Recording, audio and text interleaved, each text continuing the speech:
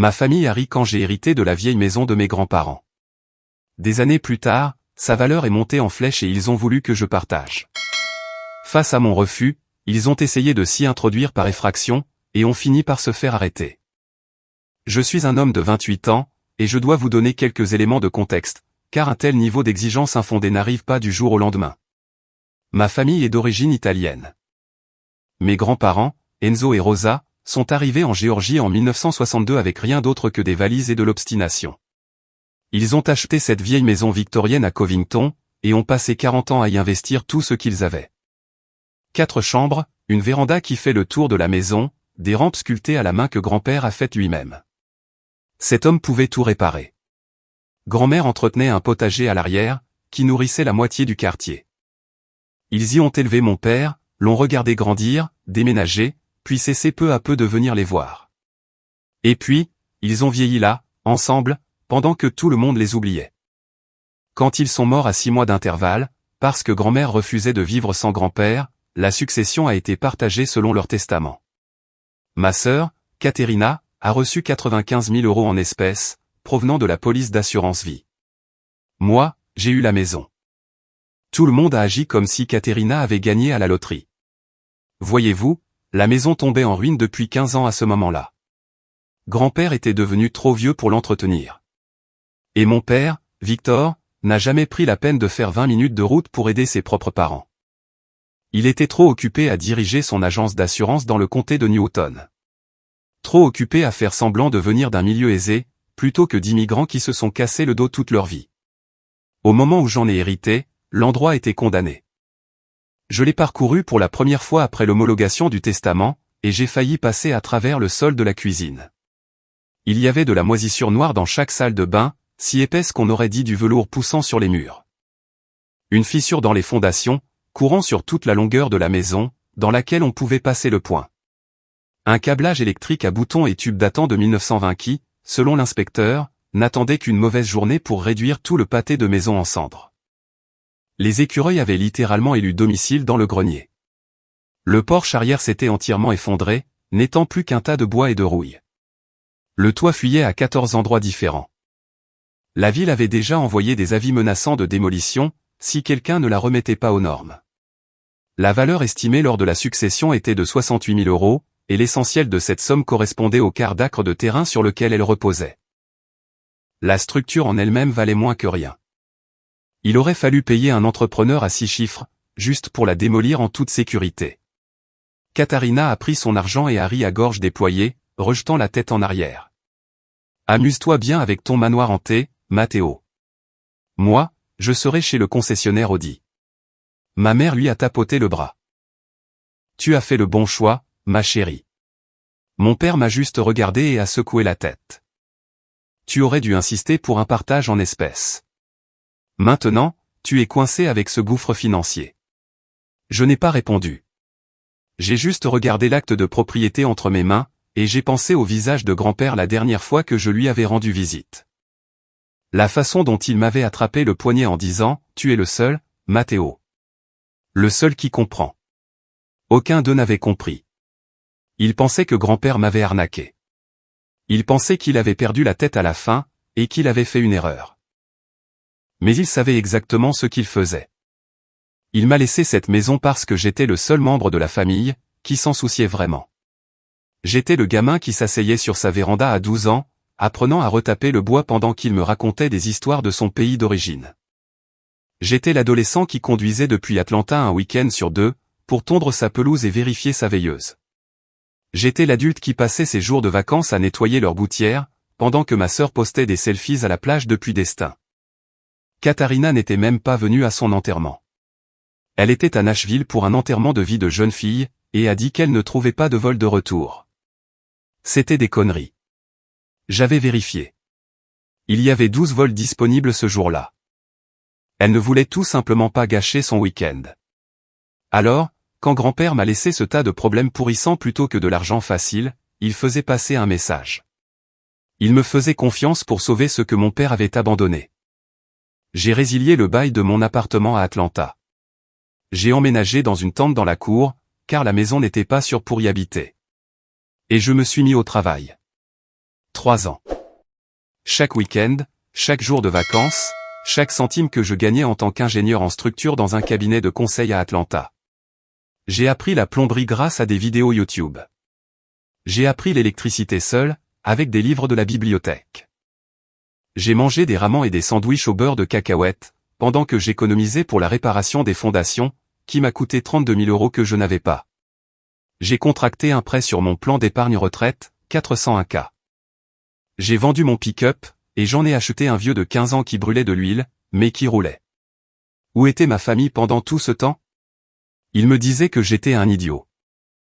Mon père disait que je devrais vendre ce taudis à un promoteur, pour n'importe quel prix qu'ils offriraient, et limiter la casse. Ma mère disait que je gâchais ma vie pour un tas de vieux bois.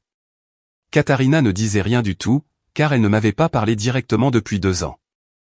Elle communiquait par l'intermédiaire de mes parents, comme si j'étais un pays étranger pour lequel elle avait besoin d'interprètes. Avance rapide jusqu'à aujourd'hui. La notification d'estimation est arrivée dans ma boîte de réception.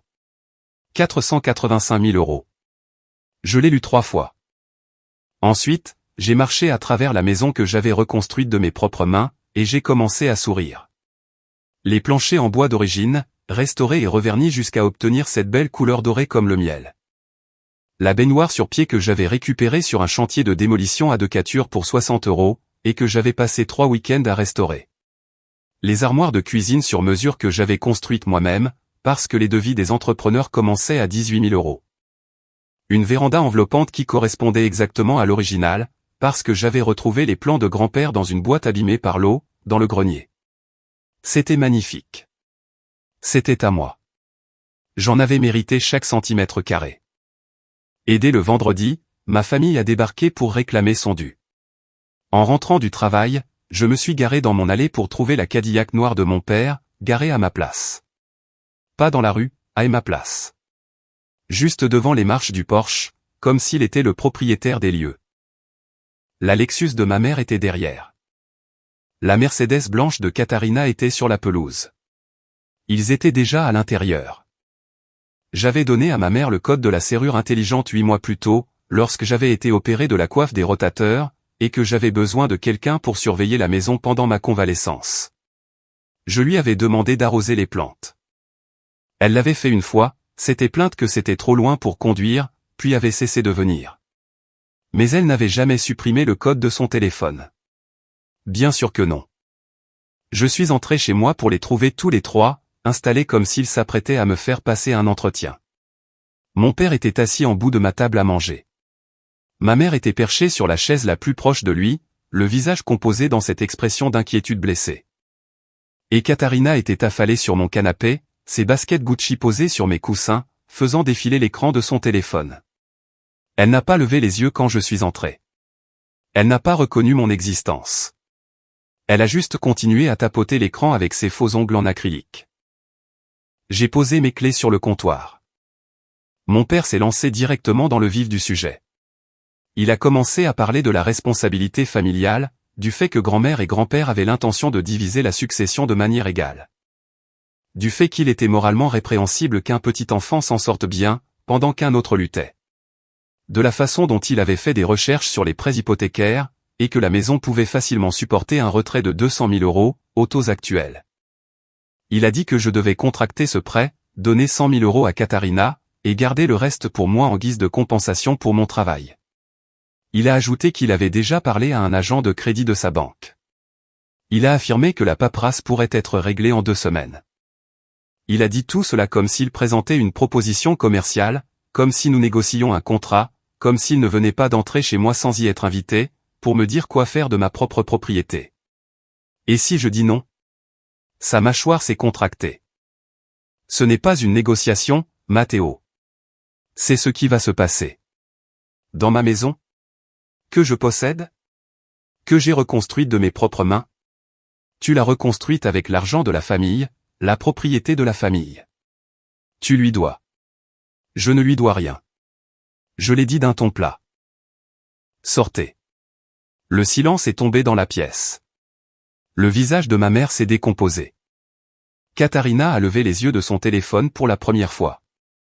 J'ai demandé quel petit enfant luttait, parce que de mon point de vue, C'était moi qui avais mangé des ramens pendant 8 mois, tout en économisant pour les travaux de fondation.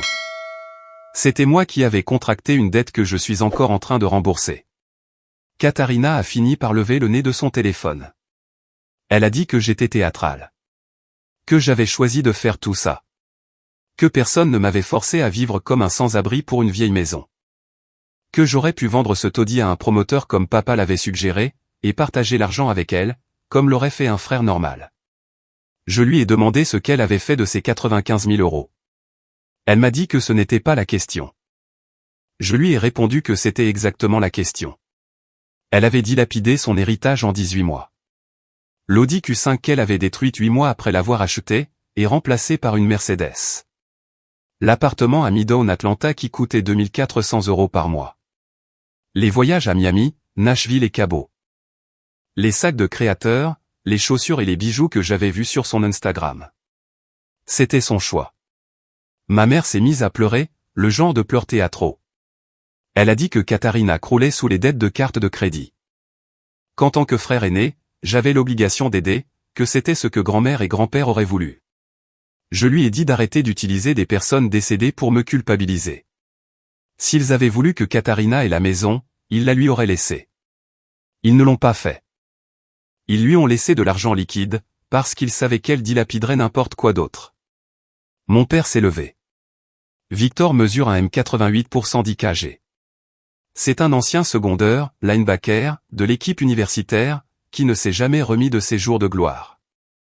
Il a passé 30 ans à diriger son agence d'assurance par la seule force de sa personnalité, l'intimidation, les cris, le fait de rabaisser les gens jusqu'à ce qu'ils cessent de discuter et fassent ce qu'ils voulaient. Il m'a dit que j'allais contracter ce prêt, et donner à ma sœur ce qu'elle méritait. Il l'a dit comme si c'était déjà décidé. J'ai ri au nez de mon père. Tu es en plein délire. Pardon? Tu m'as très bien entendu. Sors de chez moi avant que j'appelle le shérif pour vous faire expulser. Mon père s'est avancé vers moi, assez près pour que je puisse sentir son eau de Cologne. Espèce de petit ingrat. Finis cette phrase. S'il te plaît. Donne-moi une raison. Nous sommes restés là un long moment. Lui décidant s'il voulait frapper. Moi espérant qu'il le fasse. Finalement, ma mère a attrapé son bras et a murmuré quelque chose. Et le moment est passé. Il m'a traité de déception ingrate en sortant. Il a dit qu'il aurait dû savoir que je deviendrais égoïste. Que mes grands-parents auraient honte de l'homme que j'étais devenu. Je lui ai répondu que grand-père m'avait spécifiquement laissé cette maison, pour qu'elle ne finisse pas entre ses mains. Le visage de mon père a viré au violet, ses épaules se sont tendues, mais ma mère a de nouveau attrapé son bras et murmuré quelque chose. Il m'a juste pointé du doigt et a dit que ce n'était pas fini, que je n'avais aucune idée de ce que j'avais déclenché. Ils sont partis. Katharina m'a bousculé l'épaule en sortant, comme si nous étions au collège. J'ai changé le code de la serrure. Ensuite, je me suis assis dans ma cuisine et j'ai bu 3 verres d'eau, parce que je ne bois pas d'alcool et que j'avais besoin de faire quelque chose de mes mains. Je n'ai pas dormi cette nuit-là. Non pas parce que j'avais peur, mais parce que j'anticipais. Je connaissais mon père. Il ne proférait pas de menaces, s'il n'était pas prêt à les mettre à exécution. Quoi qu'il arrive, je devais être prêt. La lettre de l'avocat est arrivée 4 jours plus tard. Courrier recommandé avec accusé de réception. L'enveloppe était épaisse et de belle qualité, ce qui m'indiquait que mon père avait déjà dépensé pas mal d'argent pour ça. La lettre m'accusait de fraude. Elle affirmait que j'avais conspiré lors de la succession, pour sous-évaluer la propriété à mon propre profit. Elle soutenait qu'il existait un accord verbal implicite, selon lequel je partagerais la valeur nette de la maison avec ma sœur, une fois celle-ci rénovée. Elle exigeait que j'établisse ce qu'on appelle une fiducie par interprétation, qui donnerait à Katharina une participation de 50% dans ma maison. Si je ne m'y pliais pas, ils intenteraient une action en justice, et placeraient un privilège sur la propriété, ce qui m'empêcherait de la vendre, de la refinancer ou d'en faire quoi que ce soit, jusqu'à ce que l'affaire soit résolue, ce qui pourrait prendre des années. J'ai lu la lettre 2 fois. Ensuite, j'ai appelé la seule personne que je connaissais, qui pourrait comprendre à quel point c'était insensé. Damien était mon meilleur ami depuis la 2e année de fac. Nous étions allés à Georgia Tech ensemble, avions passé des nuits blanches ensemble, et nous nous étions entraidés pour déménager d'un appartement à un autre plus de fois qu'on ne pourrait les compter. Il était également avocat spécialisé en droit des contrats, et avait récemment quitté son cabinet pour lancer sa propre pratique advocature. Ce n'était pas un avocat plaidant en droit immobilier, mais il connaissait des gens qui l'étaient. Nous nous sommes retrouvés dans un restaurant d'aile de poulet advocature. J'ai tout déballé, l'héritage, la rénovation, l'embuscade, la lettre. Il a lu la mise en demeure 2 fois, puis l'a posée. Il m'a dit que l'argument juridique était de la pure foutaise. Une fiducie par interprétation nécessitait la preuve d'un accord, verbal ou écrit, stipulant que je détiendrais la propriété au profit de quelqu'un d'autre. Il n'y avait aucun accord de ce genre. J'avais des SMS datant de 3 ans, où Katharina me disait explicitement de profiter de mon taudis car elle était contente d'avoir eu l'argent. Le testament était clair. La succession était close. L'estimation avait été réalisée par un cabinet indépendant désigné par le tribunal. Sur le papier, cette affaire était gagnée d'avance. Je devrais l'emporter facilement. Mais Damon m'a aussi expliqué que les procès familiaux étaient différents. Ils devenaient émotionnels. Ils devenaient laids. Les juges essayaient parfois de couper la poire en deux, juste pour que tout le monde s'en aille. Si mon père était prêt à dépenser de l'argent en avocat, il pouvait me maintenir empêtré au tribunal pendant 3 ou 4 ans. Même en gagnant, et je gagnerais, je dépenserais 50 000 € ou plus en frais de justice. Je lui ai demandé ce que je devais faire. Il m'a répondu que j'avais besoin de quelqu'un de plus méchant que moi. Il connaissait une avocate spécialisée en litiges immobiliers, nommée Samantha, qui avait la réputation d'être impitoyable. Elle ne prenait pas les affaires qu'elle ne pouvait pas gagner, et elle ne perdait pas les affaires qu'elle prenait. Si ma famille voulait se battre, c'était elle qu'il fallait avoir dans mon coin. J'ai appelé son bureau le lendemain matin. Samantha travaillait dans une maison victorienne reconvertie, dans le centre de Decatur. Elle avait la cinquantaine, et ce genre de regard fixe, qui vous donne envie de vérifier si vous n'avez pas fait une bêtise. J'avais tout apporté. Le testament original, les dossiers de succession, 3 classeurs de reçus de la rénovation organisés par date et par catégorie, des photos avant-après, des SMS, des emails. Bref, chaque document que j'avais rassemblé, au cours de mes 3 années de travail sur cette maison. Elle a passé 90 minutes à les examiner, prenant des notes sur un bloc-notes jaune. Lorsqu'elle a terminé, elle m'a regardé et m'a posé une seule question. Qui était l'exécuteur testamentaire de la succession de vos grands-parents? Mon père. Elle a souri. Et il a validé l'estimation initiale? L'évaluation à 68 000 €.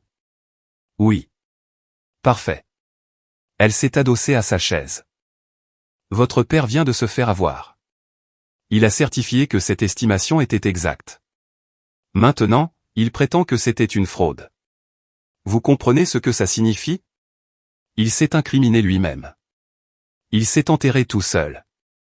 La question est, voulez-vous l'enterrer plus profondément? Ou voulez-vous le laisser ramper pour s'en sortir? J'y ai réfléchi exactement 2 secondes. Enterrez-le. Elle m'a expliqué que mon père, en tant qu'exécuteur testamentaire, avait validé l'estimation initiale. Il avait certifié au tribunal des successions que le partage des biens était juste et exact. Il avait prêté serment légal de bien administrer la succession.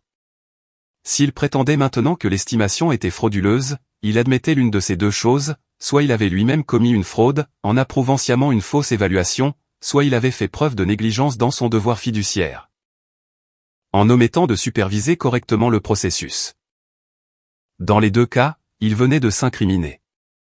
Si nous ripostions assez fort, sa propre plainte pourrait se transformer en accusation criminelle contre lui. Je lui ai demandé ce que nous devions faire. Elle a répondu que nous allions contre-attaquer, et leur faire regretter d'avoir mis quoi que ce soit de tout ça par écrit. En moins d'1 semaine, elle a déposé une requête en jugement déclaratoire, confirmant que j'étais l'unique propriétaire de la maison. Elle a également envoyé une lettre à l'avocat de ma famille, qui s'apparentait à 11 pages de destruction légale. Cette lettre expliquait en détail comment la poursuite de cette réclamation exposerait mon père à une responsabilité pénale pour fraude fiduciaire. Elle suggérait que tout le monde ferait peut-être bien de prendre du recul, de souffler un coup, et de reconsidérer la sagesse de s'obstiner dans cette voie. Le silence a duré environ 10 jours. J'ai passé ces journées à installer un système de caméras de sécurité autour de la propriété.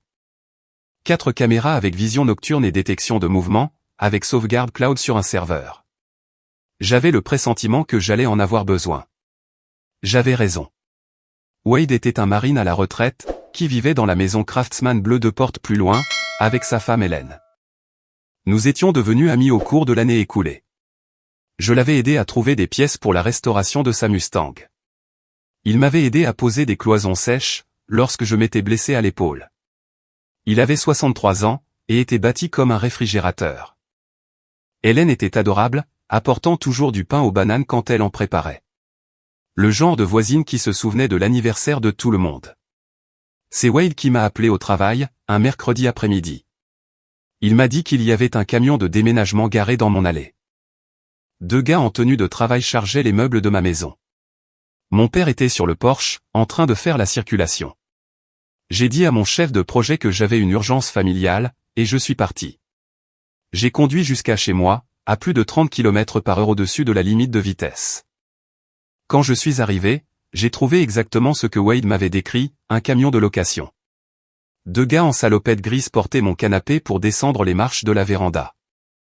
Mon père se tenait à la porte avec un bloc-notes, cochant littéralement des articles sur une liste, comme s'il gérait un déménagement de bureau.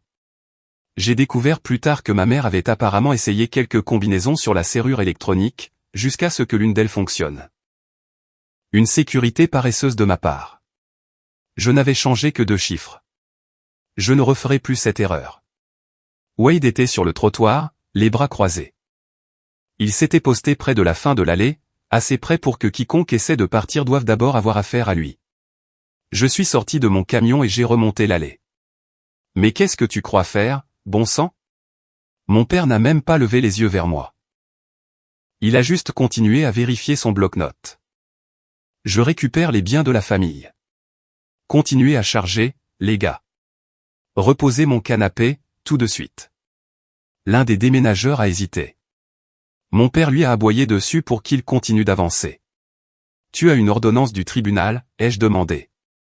Elle est en cours de traitement, alors ça veut dire non. Je me suis tourné vers les déménageurs. Si vous touchez à une seule chose de plus dans ma maison, je dépose plainte au pénal. Cambriolage et vol. Votre entreprise perdra sa licence. À vous de choisir. Le déménageur a regardé mon père, puis moi, puis Wade, qui s'était rapproché. Le déménageur a posé son côté du canapé. Son partenaire a fait de même. Ils sont montés dans la cabine du camion, ont démarré le moteur et ont essayé de reculer. Wade s'est planté directement sur leur chemin, et n'a pas bougé. Le déménageur a klaxonné. Wade s'est contenté de le fixer. Je lui ai dit que c'était bon, qu'il pouvait les laisser partir.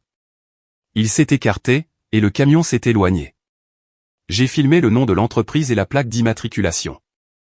Mon père a finalement tourné la tête pour me regarder. Son visage était rouge.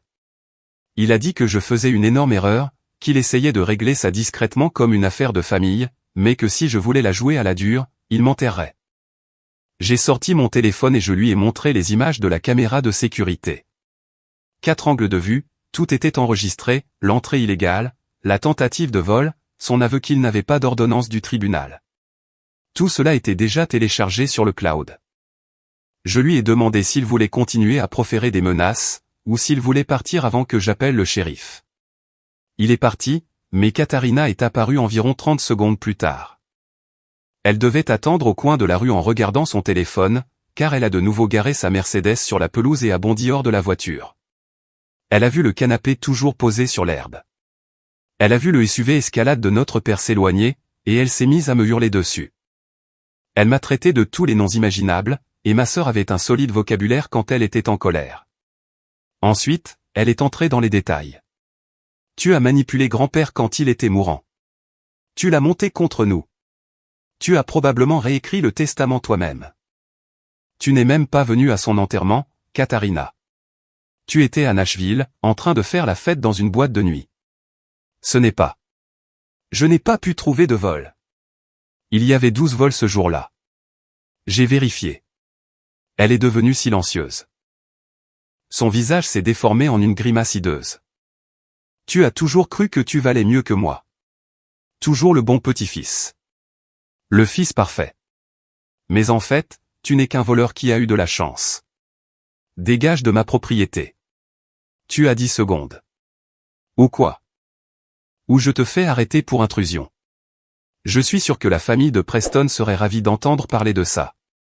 La couleur a quitté son visage, juste une seconde. Puis, elle a repris contenance et a déclaré qu'elle me ferait regretter tout cela, qu'elle détruirait ma réputation, qu'elle s'assurerait que je n'ai plus jamais une journée de paix. Je lui ai répondu que tous ceux qui comptaient vraiment savaient déjà exactement qui nous étions l'un et l'autre. Je lui ai dit de regarder autour d'elle où elle se tenait, sur la pelouse d'une maison dont elle s'était moquée il y a 3 ans, essayant de voler les meubles d'un frère à qui elle n'avait pas parlé depuis 2 ans, alors que son mariage avec un fils à papa tombait lentement en morceaux autour d'elle. Je lui ai dit que la seule réputation qui serait détruite aujourd'hui, c'était la sienne. Elle n'a pas su quoi répondre à cela. Elle est restée plantée là, bouche bée, cherchant des mots qui ne venaient pas. Puis elle est remontée dans sa voiture et est partie, les pneus patinant sur mon herbe. Wade l'a regardé partir, puis s'est tourné vers moi et a dit que c'était la famille la plus tordue qu'il ait jamais vue. Je l'ai remercié de m'avoir soutenu. Il a répondu que c'était à ça que servaient les voisins, et il est retourné travailler sur sa Mustang comme si de rien n'était. Les déménageurs avaient rayé mon parquet en bois massif. 6 mois de travail de finition gâchés en 20 minutes. J'ai passé le reste de la nuit à poncer et à revernir. C'était mieux que de penser à ce que ma famille était devenue, ou peut-être à ce qu'elle avait toujours été. 2 semaines après l'incident du camion de déménagement, Damon m'a appelé avec des nouvelles. Il avait fouiné. Quelque chose ne collait pas dans l'histoire de ma sœur. Elle prétendait être fauchée, accablée de dettes, incapable de payer son loyer, mais elle conduisait une Mercedes flambant neuve. Elle postait toujours des photos de vacances dans des endroits qui n'étaient pas donnés. Elle portait des vêtements et des accessoires coûteux. Alors, il a commencé à tirer sur les fils, à passer des coups de fil, à vérifier les registres publics. Et ce qu'il a découvert était intéressant. « Tu es assis ?» a demandé Damon en m'appelant. « Devrais-je l'être ? Ta sœur s'est mariée il y a 14 mois. Cérémonie au palais de justice du comté de Fulton. Devine qui étaient les témoins. Aucune idée. Victor et Donna Ferrand. Je suis resté silencieux pendant un long moment. Il savait. Il savait depuis le début. C'est encore mieux. Son mari s'appelle Preston Whitmore. Le 4e du nom, comme dans Whitmore Développement. Comme dans des centres commerciaux dans tout le nord de la Géorgie. Elle a épousé de l'argent. Elle a épousé un fonds en fiducie. Et ce fonds a des conditions. Si sa femme possède des actifs, il perd son allocation. Alors, devine qui fait semblant de venir de rien ? Toutes les pièces du puzzle se sont emboîtées. Le mariage secret, la belle famille cachée, la tentative désespérée de récupérer de l'argent liquide intraçable. Elle n'est pas fauchée, ai-je dit. Elle monte une arnaque. Bingo. Katharina n'était pas fauchée. Elle était mariée. Elle s'était mariée il y a 14 mois, lors d'une discrète cérémonie au tribunal du comté de Fulton. Pas d'annonce, pas de réception, personne de la famille présent à l'exception de 2 témoins, notre père, Victor, et notre mère, Donna. Ils avaient gardé le secret pour tout le monde, moi y compris. Le nom de son mari était Preston. Sa famille possédait une société de développement immobilier commercial, qui détenait des centres commerciaux dans tout le nord de la Géorgie. Preston lui-même n'avait rien accompli de particulier. Il avait un diplôme en commerce dont il ne s'était jamais servi, et un style de vie entièrement financé par l'argent de sa famille. Mais son fonds en fiducie lui rapportait environ 8 000 € par mois. Ce mariage avait été gardé secret pour une raison bien précise. Damon avait un contact dans un cabinet d'avocats en droit de la famille à Atlanta, qui lui devait une faveur. Par ce contact, il avait appris que le fonds familial des Whitmore était assorti de conditions. Si Preston se mariait sans l'approbation de sa famille, son allocation mensuelle était réduite de moitié. Si sa femme possédait des actifs importants, ou venait d'une famille possédant des actifs importants, l'allocation pouvait être supprimée. Les avocats du fonds effectuaient des examens financiers annuels de tous les bénéficiaires et de leurs conjoints. Katharina avait dit à la famille Whitmore qu'elle ne venait de rien. Que ses parents étaient des employés d'assurance de la classe ouvrière, qui vivaient d'un salaire à l'autre. Qu'elle n'avait aucun héritage, aucune fortune familiale, aucun actif d'aucune sorte. Elle avait prétendu que l'entreprise de son père était en difficulté, et que sa mère avait des problèmes de santé. Elle avait dressé le portrait d'une femme tenace, qui s'était faite toute seule, et qui avait surmonté des circonstances difficiles pour se bâtir une carrière dans le marketing. Tout cela n'était que mensonge. L'agence de mon père était rentable. Ma mère jouait au tennis 3 fois par semaine, et n'avait jamais été gravement malade. Et Katharina avait dilapidé 95 000 € d'héritage comme si ce n'était rien. Elle avait inventé de toutes pièces de faux antécédents, pour se marier à un homme riche. Elle s'était trouvé un mari fortuné à coups de mensonges. Et maintenant, elle voulait que je lui donne 100 000 € en espèces, pour pouvoir les avoir sans les divulguer aux avocats de sa belle famille. S'il découvrait qu'elle avait reçu une telle somme, il commencerait à poser des questions. Des questions qui feraient s'effondrer tout le tissu de mensonges qu'elle avait monté. Il n'avait jamais été question des intentions de nos grands-parents. Il s'agissait de ma sœur, qui escroquait sa belle famille et qui avait besoin de moi pour l'aider à cacher les preuves. Mes propres parents l'avaient aidé à faire ça. Ils avaient assisté à son mariage secret. Ils avaient menti aux Whitmore sur la situation financière de notre famille. Ils avaient facilité chaque étape de cette fraude, et ils avaient ensuite eu l'audace de me traiter d'égoïste, parce que je refusais de jouer le jeu. J'ai ruminé ces informations pendant un long moment. J'ai pensé à appeler mes parents, à les confronter, à leur demander comment ils pouvaient me mentir en face, m'accuser de fraude, et essayer de me voler mes meubles, tout en me cachant le mariage secret de leur fille. Mais je savais déjà ce qu'ils allaient répondre. Ils allaient retourner la situation contre moi. Alors, j'ai appelé Samantha. Je lui ai dit ce que Damon avait trouvé. Je lui ai demandé si nous pouvions l'utiliser. Elle a gardé le silence pendant un moment, puis elle a dit oui. Cela changeait tout. Si ma sœur invoquait des difficultés financières pour justifier sa demande de fiducie, elle devrait le prouver sous serment, avec des documents à l'appui. Et si elle mentait sur son état civil ou sur sa véritable situation financière, c'était du parjure. Samantha a déposé une requête pour exiger une divulgation financière complète. Chaque compte bancaire, chaque carte de crédit, chaque actif, absolument tout. L'avocat de ma famille a essayé de s'y opposer. Samantha a mis ses arguments en pièces. Le juge a fait droit à la requête, et a programmé une déposition. Le piège était tendu. La déposition était prévue un jeudi matin, au bureau de Samantha. Leur avocat avait l'air dépassé par les événements, et il le savait. Mon père et Katharina se sont présentés. Ma mère n'est pas venue. Je me suis assis dans un coin de la salle de conférence, et j'ai regardé Samantha travailler. Elle a commencé en douceur, posant des questions sur les conditions de vie de Katharina, ses revenus, ses dépenses mensuelles. Elle a laissé Katharina raconter son histoire, sur la difficulté de payer son loyer, ses retards de paiement de cartes de crédit, le stress de voir son frère vivre dans un manoir, alors qu'elle pouvait à peine s'acheter à manger. Katharina était douée pour ça. Elle s'était entraînée. Sa voix se brisait au bon moment. Ses yeux s'embuaient. Elle jouait le rôle de la victime qu'elle avait interprété toute sa vie. Ensuite, Samantha l'a interrogée sur son état civil. « Mademoiselle Ferrante, êtes-vous actuellement mariée ?» Son visage s'est figé l'espace d'une seconde. Une lueur de quelque chose qui aurait pu être de la panique, avant qu'elle ne se reprenne. Je ne vois pas en quoi c'est pertinent. Samantha a sorti l'acte de mariage et l'a fait glisser sur la table. « Êtes-vous mariée à Preston Whitmore ?» Katharina a regardé son avocat. Il a regardé mon père. « Oui », a finalement dit Katharina. « Je suis mariée. » « Et vous ne l'avez pas divulgué dans vos documents initiaux parce que... » « C'est une affaire privée. »« Une affaire privée ?» Samantha a hoché la tête.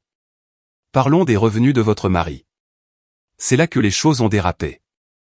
Samantha l'a interrogé sur les revenus de Preston, sur le fonds familial, sur les distributions mensuelles, sur les exigences de divulgation financière du contrat de mariage. L'avocat de Katharina s'y est opposé, arguant que cela dépassait le cadre de la procédure. Samantha a rétorqué que c'était directement pertinent, par rapport à l'affirmation de difficultés financières. Si la plaignante recevait un soutien financier important de son conjoint, cela contredisait son affirmation selon laquelle elle avait besoin de fonds d'urgence de la part du défendeur. L'objection a été rejetée. Katharina a dû répondre. Cela lui a pris beaucoup de temps. Elle a essayé de rester vague. Samantha l'a coincée sur chaque détail. Combien Preston recevait-il mensuellement ? Environ 8 000 €. Katharina avait-elle accès à ces fonds ? Elle vivait dans une maison appartenant à Preston, et conduisait une voiture qu'il louait. Avait-elle des dépenses personnelles, qui n'étaient pas couvertes par les revenus de son mari? Elle a hésité. Elle a dit qu'elle avait des dettes de carte de crédit datant d'avant le mariage. Samantha lui a demandé d'en préciser le montant. Katharina a répondu qu'elle n'en était pas sûre exactement. Samantha a sorti les formulaires de déclaration financière que Katharina avait soumis avec la plainte initiale. Les formulaires indiquaient qu'elle avait juré sous peine de parjure, qu'elle avait 67 000 € de dettes de carte de crédit, et qu'elle n'avait aucun actif ni revenu significatif. Samantha a demandé si ces chiffres étaient exacts en date d'aujourd'hui. Katharina a regardé son avocat. Il a acquiescé. Elle a répondu oui, il l'était. Samantha a produit un dossier de relevé de carte de crédit, de relevé bancaire, et de documents financiers qu'elle avait obtenus par assignation, auprès de 3 institutions différentes. Les dossiers montraient que Preston avait remboursé 45 000 € de dette de carte de crédit de Katharina, 3 jours après leur mariage, en guise de cadeau. Le solde restant sur tous ces comptes était actuellement de 11 800 €. Ce n'était pas rien, mais on était très loin de l'histoire de l'endettement jusqu'au coup qu'elle essayait de vendre. Plus que cela, les relevés montraient des dépôts réguliers sur le compte courant personnel de Katharina, depuis un compte joint qu'elle partageait avec Preston. Entre 1 et 2 000 € par mois, chaque mois, depuis 14 mois. De l'argent qui n'avait jamais été déclaré. De l'argent qui faisait de ces prétendues difficultés financières ce qu'elles étaient réellement, un mensonge conçu pour justifier de me voler. Samantha a demandé pourquoi Katharina avait déclaré une dette de 67 000 €, alors que le montant réel était inférieur à 12 000 €. Elle lui a demandé pourquoi elle n'avait pas divulgué son mariage, les revenus de son mari ou le compte joint. L'avocat de Katharina a demandé une interruption de séance. Ils sont partis pendant plus d'1 heure. À leur retour, Katharina avait l'air d'avoir été giflée. Son avocat avait l'air de vouloir démissionner sur le champ. Mon père était assis de façon rigide sur sa chaise, refusant de croiser le regard de quiconque. L'avocat a déclaré qu'il retirait toutes leurs réclamations. Rejet de la plainte avec préjudice, ce qui signifie qu'elle ne pourrait jamais être déposée de nouveau. Aucun accord, aucune condition. Une capitulation totale et absolue. Il a demandé que nous acceptions de ne pas porter plainte pour parjure concernant les mensonges dans les déclarations financières. Samantha m'a regardé. J'y ai réfléchi. Je veux des excuses écrites, signées par tous les 3, admettant qu'ils ont fait de fausses déclarations et essayé de m'escroquer. Mon père a pris la parole pour la première fois depuis le début de la déposition. Absolument pas. Je ne ferai jamais. Victor. Samantha l'a coupé. Votre fille vient de commettre un parjure dans le cadre du procès-verbal. Votre femme l'a aidé à commettre une fraude au mariage. Vous avez tenté un cambriolage devant témoin. Je peux vous faire comparaître tous les 3 devant un juge d'ici vendredi. Alors? Vous allez signer tout ce que mon client veut que vous signiez, ou je m'assurerai que vos 3 prochaines années soient misérables. Sommes-nous clairs? Le silence s'est prolongé. Le visage de mon père a pris une demi-douzaine de nuances de rouge différentes. Très bien, a-t-il dit. Donnez-moi le papier. Ils ont signé les excuses. Mon père est sorti sans me regarder, mais Katharina s'est arrêtée à la porte. Ce n'est pas fini, a-t-elle dit. Je ne te pardonnerai jamais ça. Je l'ai regardée. L'enfant gâté, celle qui avait tout eu, et qui en voulait encore plus. Katharina, je n'ai pas besoin de ton pardon. Elle a claqué la porte derrière elle. J'ai déposé une demande d'ordonnance d'éloignement la semaine suivante. J'avais plus qu'assez de preuves. Samantha s'est occupée des formalités. L'audience a duré moins d'1 heure. Le juge a accordé une ordonnance de protection qui interdisait à mon père, ma mère et ma sœur de s'approcher à moins de 500 pieds, 150 mètres, de moi ou de ma propriété. Ils ne pouvaient pas me contacter par quelque moyen que ce soit. Ils ne pouvaient pas envoyer d'autres personnes pour me contacter en leur nom. Toute violation entraînerait une arrestation immédiate. Ils ne l'ont pas violée. Au lieu de cela, ils se sont effondrés. Damien m'a tenu au courant, car il trouvait toute cette situation très divertissante.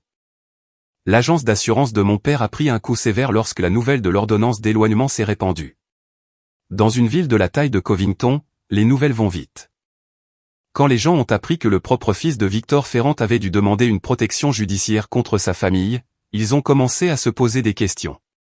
Quel genre d'homme traite ses enfants si mal qu'un juge doit intervenir? 3 de ses plus gros clients sont partis dans les 4 mois. Il a dû licencier 2 employés, et déménager dans un bureau plus petit. Le Rotary Club a discrètement cessé de l'inviter à prendre la parole lors d'événements. Sa réputation, qu'il avait mis 30 ans à bâtir, s'est effondrée en moins d'1 an. Ma mère a cessé de montrer son visage aux réunions de son club de jardinage.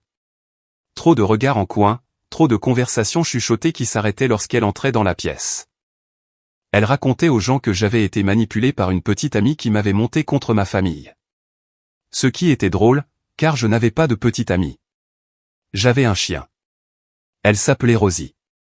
Un croisé berger australien, avec un œil bleu et un œil marron.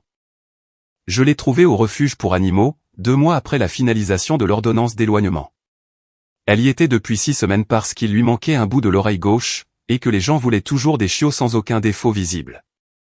Elle était assise dans son box et m'a regardé avec les yeux les plus fatigués et les plus pleins d'espoir que j'ai jamais vus. Je l'ai ramenée chez moi ce jour-là. Elle s'est avérée être la meilleure décision que j'ai prise depuis que je travaillais sur cette maison.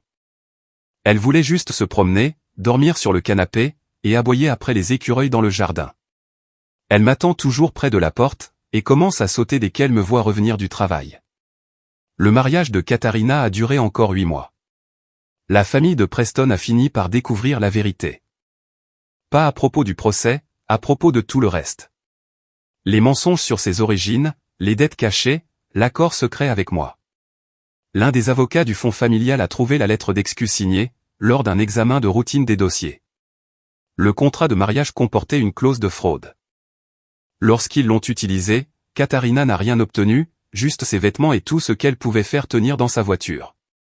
Aux dernières nouvelles, selon Damon, elle vivait dans un appartement d'une chambre à Marietta, et travaillait pour une société de gestion immobilière. Plus de Mercedes, plus de photos de vacances.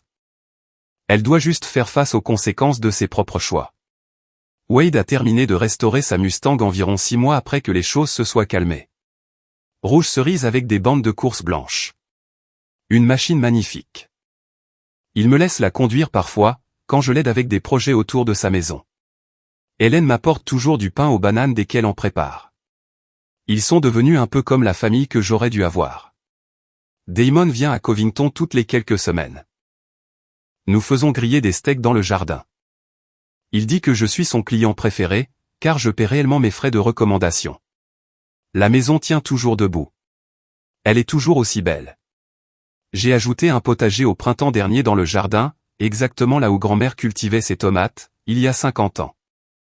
J'ai trouvé des photos de son jardin dans un album endommagé par l'eau dans le grenier. Même emplacement, même exposition sud, même tuteur en bois pour les plantes. J'aime à penser qu'elle serait fière. J'aime à penser que grand-père se promènerait dans les pièces et reconnaîtrait ce que j'essayais de faire. Sauver quelque chose qui comptait. Parfois, je pense à ma famille. Je me demande s'ils ont un jour réalisé ce qu'ils avaient perdu. Pas l'argent, pas la maison. Moi. Je les aurais aidés s'ils m'avaient un jour traité comme si je comptais. Mais ils ne l'ont pas fait. Ils m'ont traité comme quelque chose à utiliser. Et quand j'ai dit non, ils m'ont traité d'égoïste. Je suis assis sur mon porche en ce moment. Rosie dort à mes pieds. Le soleil se couche sur Covington. Mon voisin d'en face arrose sa pelouse. Des enfants font du vélo. C'est calme. La vie est enfin paisible.